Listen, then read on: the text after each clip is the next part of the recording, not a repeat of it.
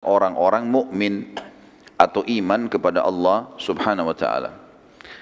Banyak orang menganggap remeh poin ini teman-teman sekalian. Mereka anggap iman kepada Allah sudah selesai. Sederhana saja begitu. Tapi dia belum pernah memasukkan makna kalimat ini ke dalam hatinya. Sehingga dia tidak pernah merasakan apa yang dirasakan oleh para sahabat, yang apa yang dirasakan orang-orang mukmin yang memang memasukkan kalimat iman kepada Allah dalam hatinya. Sehingga dia menjadikannya sebagai keyakinan hati, bukan cuma ucapan lisan kemudian dia mengaplikasikan apa yang dia ucapkan itu. Makna iman kepada Allah teman-teman, meyakini ya, Allah itu ada dalam hati, mengikrarkan dengan lisan apapun yang Allah perintahkan dia ucapkan dengan lisannya, dan dia juga mengaplikasikan dengan sisa anggota tubuhnya apapun yang diperintahkan. Wajib atau sunnah dia tidak memilahnya, juga yang dilarang makruh dan haram ditinggalkan, halal dinikmatin, haram ditinggalkan.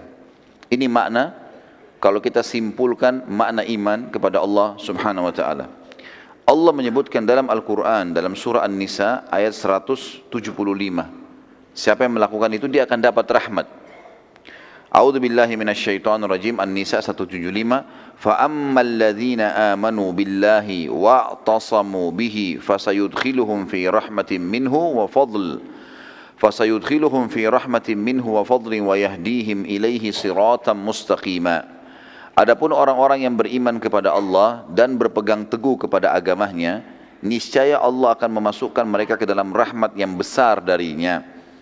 Atau yang dimaksud dengan di sini, dunia dipenuhi semua kebutuhannya, di akhirat akan masuk ke dalam surga dan limpahan karunia-Nya, dan juga menunjuki mereka ke jalan yang lurus untuk sampai kepadanya.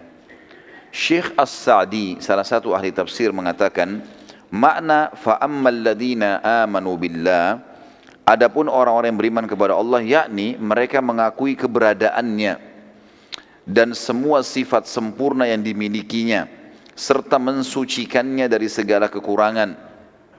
Yakin Allah ada, karena memang kalimat ini teman-teman sudah jelas, sering saya sampaikan, sesuatu yang rasional. Coba datangkan di benak kita semuanya yang disembah selain Allah, apa saja, rasionalnya begitu. Patung, pohon, gunung, api, apa saja. Apa andil mereka di pergantian siang malam? Apa andil mereka ya di sehelai bulu yang tumbuh di tubuh kita? Apa andil mereka di setetes air yang kita minum? Apa andil mereka di populasi manusia, hewan? Enggak ada sama sekali. Dan tidak pernah ada informasi misalnya api punya firman, atau misalnya syaitan punya, atau apa, enggak, jin, misalnya enggak ada sama sekali. Yang mengakui satu-satunya sebagai pencipta hanya Allah. Itu poin. Sama juga kita membantah, pada saat kita membantah dan memberikan argumentasi kepada orang-orang ateis yang tidak mengakui adanya Tuhan Allah, gitu kan? Maka poinnya adalah mereka mengatakan di muka bumi ini yang paling sempurna manusia. Mereka pelajari itu, mereka tahu hewan-hewan. Banyak sekali orang ateis menelusuri menjadi ilmuwan. Mereka menelusuri ilmu alam, mereka menelusuri apa yang mereka bisa tahu dari alam semesta, dari bumi ini, dari kedalaman lautan, sampai mereka membuang uang jutaan dolar untuk itu. Kadang-kadang untuk meneliti seekor ikan atau satu jenis hewan, mereka keluarin jutaan dolar untuk itu saja. Dan ini semua tujuannya sebenarnya karena mereka penasaran dari mana semua ini asalnya. Padahal mereka tidak yakin ada Tuhan, gitu kan? Kalau mereka mengatakan manusia adalah penduduk bumi yang paling canggih, tanya sekarang kita ini semua manusia, apa andil kita sekarang? Ada andil kita di sesuatu yang terjadi di alam semesta atau fenomena sehari-hari lah. Cahaya yang kita bisa dapat dengan tangkap dengan mata kita, air yang kita minum, ya. Bahkan Allah mengatakan wa fi anfusikum afala tubsirun, di diri kalian sendiri coba lihat tanda-tanda kebesaran Allah di kulit kita, di kuku kita, ya, di mata kita, di pendengaran kita. Belum pernah ada yang mengklaim kalau mereka yang menciptakan manusia kecuali Allah. Sederhana sekali. Berarti kalau orang-orang ateis yang tidak mengakui Allah mengatakan manusia adalah penduduk bumi tercanggih, terhebat dan seterusnya, apa andil mereka manusia? Apakah ini terjadi begitu saja semuanya? Enggak mungkin. Saya kadang-kadang subhanallah sering meluangkan waktu untuk mentadabburi beberapa fenomena alam. Di antaranya saya sering coba mencari cuplikan tentang hewan-hewan. Berapa banyak ilmuwan mendatangkan kamera yang canggih, mereka pakai helikopter, mereka pakai alat canggih, menyoting hewan-hewan dari atas udara. Berapa banyak jenis hewan di alam di bumi ini yang melata yang jumlahnya tidak terhitung. Kuda yang hidup liar, ya, zebra misalnya, atau rusa, atau apalah dari hewan yang besar dipelajari jumlahnya yang tidak terhingga di hutan, tidak ada yang urus, tidak ada yang rawat, populasinya sendiri jalan. Hewan itu pada saat melahirkan dalam hitungan 3 menit ilmuwan mengadakan penelitian, 3 menit anaknya sudah bisa jalan dan berlari. Induknya juga yang baru melahirkan sudah bisa berjalan. Dan segala macam hal, kulitnya, ya, corak kulitnya, sifatnya, penglihatannya, pencernaannya, rumit sekali, rumit. Banyak sekali. Dan ini tidak mungkin kalau tidak ada pencipta. Orang beriman disederhanakan, dikerucutkan. La ilaha illallah. Enggak ada Tuhan yang menciptakan, mengurus, mengawasi, memiliki dan akan memusnahkan semua yang di langit dan di bumi kecuali Allah. Simple sekali. Lebih jauh daripada itu, orang yang coba mendalami dan coba mengenal Allah, diantaranya kayak antum melakukan ini, hadir dalam majelis ilmu, itu akan mendapatkan jawabannya. Oh iya ya, ternyata rapi sekali. Tahu mana makanan dan minuman yang halal dan haram, tahu mana pergaulan, mana pendapatan, mana tata cara pernikahan, melakukan populasi manusia ini berkembang biak dengan caranya. Ada caranya, ada wali, ada mahar, ada saksi, ada segala macam. Tahu pakai baju, ada doanya, buka baju, masuk kamar mandi, keluar kamar mandi. Dari hal yang kecil sampai hal yang besar diajar semuanya. Dan kita orang-orang yang sudah meyakini dan beriman dengan Allah Subhanahu wa taala ini, dia akan merasakan ketenangan jiwa karena dia tahu, seperti saya sendiri dan teman-teman rasakan. Saya merasa justru aneh kalau melihat orang-orang yang tidak beriman kepada Allah, entah kemana arah hidupnya, enggak jelas. Tapi kita subhanallah tahu dari mana asalnya kita manusia, dari Adam alaihissalam, sampai kita sudah tahu sebab bagaimana Adam alaihissalam juga diturunkan di muka bumi pada saat diciptakan. Kita sudah tahu apa tujuan kita diciptakan di muka bumi. Kita sudah tahu nanti kita akan meninggal. Sudah diajarkan dan disampaikan apa itu meninggal, bagaimana prosesinya, bagaimana alam barzah, nanti pembangkitan hari kiamat, timbangan amal dengan panjang lebar, nanti ada surga dan neraka dan seterusnya. Dari awal manusia sampai akhir nanti kehidupan kita, semuanya lengkap. Orang-orang ateis nggak punya itu. Mereka cuma simpelkan saja, ya sudah, kita ini terjadi begitu saja semuanya, dan nanti kalau mati sudah nggak ada apa-apa, habis begitu saja, dan seterusnya. Makanya di sini mengikrarkan iman kepada Allah adalah sebuah konsep dasar, dan ini tauhid. Setiap orang ada di atas landasan ini maka hidupnya akan bahagia. Dan makna wa'tasamu bihi dari tafsir surah An-Nisa 175, dan berpegang teguh kepadanya, yakni berlindung kepada Allah, bersandar kepadanya dan berlepas diri dari daya dan kekuatan mereka serta memohon pertolongan kepada Rabb mereka.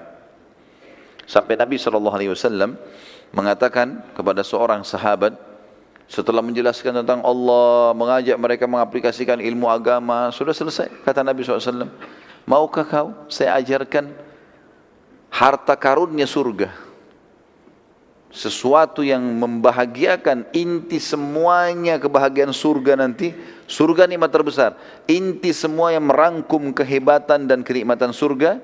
Kata sahabat, tentu ya Rasulullah. Kata Nabi SAW, la hawla wa la quwata illa billah. Artinya apa? Kau ikrarkan tidak ada daya dan kekuatanmu kecuali dari Allah. Berpasrah, bersandar kepada Allah SWT, yakin dengan itu. Orang mukmin akan bahagia teman-teman dengan cara ini, karena dia tahu dia punya Tuhan, bisa dia bersandar. Dia sakit, dia tahu yang ciptakan dia Allah, yang ciptakan penyakitnya Allah, yang ciptakan kesembuhannya Allah. Apa saja dia lagi punya nikmat, yang ciptakan dia Allah, yang ciptakan nikmatnya Allah, yang bisa mempertahankannya adalah Allah, enggak ada yang lain. Selalu kembali kepada Allah Azza wa Jalla. Ada masalah tinggal angkat tangan, berdoa kepadanya, selesai urusannya. Dan kalau ada orang mengatakan saya ragu dengan Allah karena permintaan saya belum diterima, ini orang yang perlu ditelusuri teman-teman sekalian, jalur hidupnya. Lah betul. Karena kenapa? Karena dari semua permintaan kita, kalau kita rentetan hidup kita seharian, itu mayoritasnya Allah kabulkan loh. Contoh misal, bukankah kita tiap hari lapar teman-teman sekalian? Tiap hari lapar. Baik, tiap hari hilang nggak laparnya? Kalau enggak, antum tidak akan hidup sekarang. Kalau kelaparan berarti sudah mati kan? Kita cuma bilang lapar, Allah langsung kabulkan. Tinggal mampir ke restoran, tinggal beli atau ada orang kasih, makan. Kita tiap hari haus, terpenuhi hausnya. Tiap hari kita capek, ngantuk, tidur.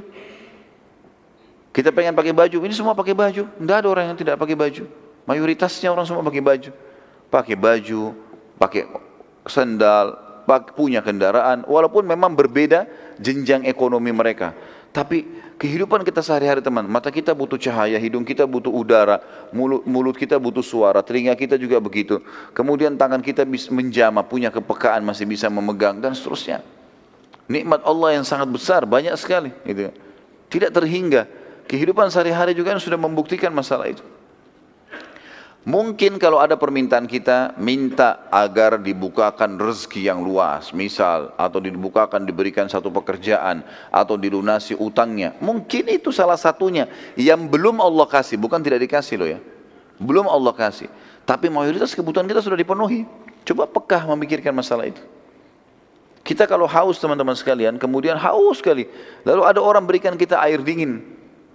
Lalu kita pasti, setelah kita minum, haus kita hilang. Terima kasih ya, kita terima kasih sama orang tersebut. Padahal orang itu buat apa sebenarnya? Dia cuma ambil air, dia kasih. Kita nggak berpikir lebih jauh. Orang ini yang sedang mengantarkan, memberikan saya, siapa orang ini? Siapa yang buat kulitnya? Siapa yang buat tulangnya? Siapa yang buat matanya? Siapa yang ciptakan orang ini? Siapa yang ciptakan air itu? Siapa yang membuat sistem ini ada? Saya punya rasa lapar, dia punya rasa kesian, saya punya rasa haus, dia punya, kemudian saya minum. Dan siapa yang menghilangkan dahaga? Siapa yang membuat cairan itu bisa masuk dan hanya menghilangkan dahaga? Dan kalau kita rentet semuanya dari mana? Yang tidak mungkin sistem ini terjadi begitu saja tanpa ada penciptanya. Sementara Allah Azza wa Jalla dengan kemahamurahannya hanya menyuruh kita menikmati dan berterima kasih. Itu saja. Lapar silakan pilih yang kamu suka. Tapi halal ya, makan. Kunyah, nikmati, telan. Habis itu selesai. Enggak ada urusan kamu. Masuk dalam tenggorokan kita, semua diproses alami. Selesai. Jadi kan? Yang mana jadi kotoran, yang mana jadi nikmat, ya. Yang mana jadi energi maksud saya. Ini semua sudah diatur dengan sistem. Yang tidak dibutuhkan tubuh dibuang. Kita tiba-tiba punya rasa mules. Kotoran yang luar biasa berbahaya, berbakteri. Diciptakan sistemnya oleh Sang Pencipta Allah. Bagaimana dia membuangnya. Dia merasa mules, dia tidak bisa tahan, kemudian dia harus buang. Misal. Terus begitu. Roda kehidupan berjalan. Dan ini semua sistem dengan begitu rapi teratur. Kemudian dikatakan fasayudkhiluhum fi rahmatin minhu wa fadl. Yang artinya niscaya Allah akan memasukkan mereka ke dalam rahmat yang besar. Rahmat di dunia diberikan karunia yang luar biasa dan di akhirat masuk surga. Dan limpahan karunia yang banyak, yakni Allah akan melimpahkan kepada mereka dengan rahmat yang khusus. Lalu memberi mereka taufik untuk melakukan kebajikan-kebajikan dan memberikan pahala kepada mereka. Allah memudahkan dia hidup, Allah yang pandu dia mana baik mana buruk, Allah juga yang memudahkan dia punya energi, punya kesempatan, punya waktu untuk mengerjakan kebaikan dan mengejar apa yang telah Allah janjikan buat mereka, sudah itu dikasih pahala yang sangat besar. Serta menghindarkan mereka dari bencana dan perkara-perkara yang tidak menyenangkan. Berapa banyak masalah yang kita hadapi dalam seharian teman-teman sekalian, yang kita berhasil lolos darinya.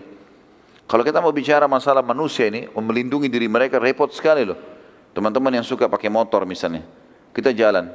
Kalau helmnya tidak, mungkin kadang-kadang kita angkat kacanya, atau tutupan plastiknya, misalnya tutupan matanya kita angkat, maka terbuka, udara dengan sangat kencangnya kena ke wajah kita. Kira-kira teman-teman, ada jaminan kita nggak kena bakteri, kita nggak kena batu, nggak kena pasir, atau...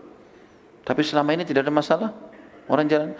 Dari mana kita bisa dapat jaminan teman-teman? Ini kalau ada racun misalnya di udara, terkontaminasi dengan udara, lalu dihirup oleh manusia, yang tiba-tiba dia bisa meninggal. Padahal kita ini hidup, jalan ke sana, jalan ke sini, semuanya terjaga sebenarnya dengan rapi. Ya. Bagaimana manusia tidak memikirkan masalah itu? Allah Subhanahu wa Ta'ala melindungi mereka, menciptakan mereka, menyiapkan fasilitas buat mereka, dan mayoritas yang mereka minta diberikan. Ada yang Allah belum kasih. Karena Allah menginginkan dia lebih banyak memohon, lebih banyak merengek. Gitu kan. Cobaan pun kalau datang kepada mereka, lebih banyak nikmat daripada cobaan. Terbukti dari sepanjang hidup kita, teman-teman yang hadir di sini. Mana lebih banyak? Kita sehat atau sakit? Lebih banyak kita sehat. Sakit itu jarang sekali. Ada orang sakit ya, di akhir hidupnya mungkin. Ataupun kalau sakit dalam setahun, tahun depan dia sakit flu, demam, seminggu. Tapi 365 hari yang lalu dia sehat. 1 tahun Allah SWT berikan nikmat. Kemudian lanjutan ayat wa yahdihim ilaihi siratan mustaqima, dan dia menunjuki kepada mereka jalan lurus untuk sampai kepadanya, yakni memberi mereka taufik. Taufik maksudnya kemudahan. untuk berilmu dan beramal, mengetahui yang hak dan mengamalkannya. Asal dia mau saja pelajari, Allah akan kasih dia. Saksi bahasan kita dalam surah An-Nisa 175 ada kalimat rahmat. Fasayudkhiluhum fi rahmatin minhu. Pasti Allah akan masukkan dan karunia kepada mereka rahmatnya. Yang lain adalah surah Al-Jathiyah ayat 30. A'udzu billahi minasyaitonir rajim. Fa ammal ladzina amanu wa 'amilus solihati fayudkhiluhum rabbuhum fi rahmati dzalika huwal fawzul mubin. Adapun orang-orang yang beriman dan mengerjakan amal saleh, yakin Allah ada lalu dia patuh dengan perintah. Amal saleh maksud dalamnya mengerjakan perintah atau meninggalkan larangan. Karena orang juga meninggalkan larangan termasuk amal saleh. Maka Rabb mereka, pencipta mereka akan memasukkan mereka ke dalam rahmatnya.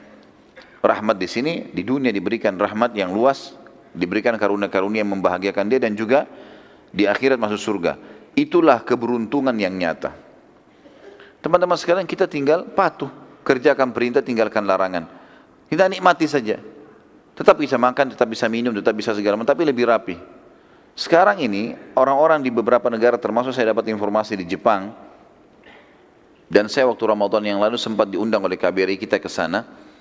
Itu ternyata orang-orang di sana juga banyak ya orang asli Jepang yang non Muslim. Mereka kalau masuk dan mereka menemukan makanan kaleng ada label halalnya, mereka beli. Ada beberapa teman-teman kita sempat nanya dan menceritakan ke saya, kenapa anda beli ini? Dia bilang ini lebih terjamin dengan ada label halal. Mereka tahu kalau umat Islam itu hati-hati, pekah, nggak mau makan sembarangan. Maka mereka sendiri mengatakan itu lebih terjaga. Artinya orang beriman lebih terjaga, lebih sehat, lebih baik, dikontrol, dijaga oleh langsung pencipta langit dan bumi. Seperti juga makna kalimat teman-teman sekalian, yang selalu mengembalikan kita iman kepada Allah, sabda Nabi SAW, kalau Allah karuniakan kalian pemimpin yang zalim, dan dia memberikan kepada kalian hak kalian, maka terima kasihlah pada Allah, bersyukurlah kepada Allah. Dan hak kalian yang belum kalian dapatkan darinya, mintalah langsung kepada Allah. Kalimat mintalah langsung kepada Allah ini pengembalian seorang muslim dan menyadari kalau raja yang sedang memimpin dia, presiden atau siapa saja, ini manusia seperti dia, kebetulan saja berkuasa. Tetapi kalau ada kebutuhan dia yang belum dikasih, maka dia minta langsung kepada raja yang sebenarnya Allah. Makna kalimat ini adalah kalimat yang berbobot sekali. Artinya bertauhidlah kepada Allah. Saksi bahasan kita adalah Allah kalau dia beriman dan beramal saleh akan memasukkan ke dalam rahmatnya. Juga firman Allah Subhanahu wa taala dalam surah Al-Hadid ayat 28. Mengimani Allah ini ya, maksudnya Allah itu ada. A'udzu billahi minasyaitonir rajim. Ya ayyuhalladzina amanu taqullaha wa aminu bi rasulih yu'tikum kiflayn min rahmatihi wa yaj'al lakum nuran tamshuna bihi wa yaghfir lakum wallahu ghafurur rahim. Hai orang-orang beriman, berimanlah kalian kepada Rasul yang telah diutus, bertakwalah kepada Allah, maksudnya patuh, dan berimanlah kepada Rasulnya. Niscaya Allah memberikan rahmatnya kepadamu dua bagian atau dua kali lipat, dan menjadikan untuk kalian cahaya, maksudnya panduan agama, dengan cahaya yang kamu dapat berjalan dengannya di atas bumi ini. Dan dia mengampuni semua kesalahan kalian dan Allah maha pengampun lagi maha penyayang. Saksi bahasan kita adalah dia akan memberikan rahmatnya dua kali lipat bagi orang yang beriman tentang keberadaan Allah.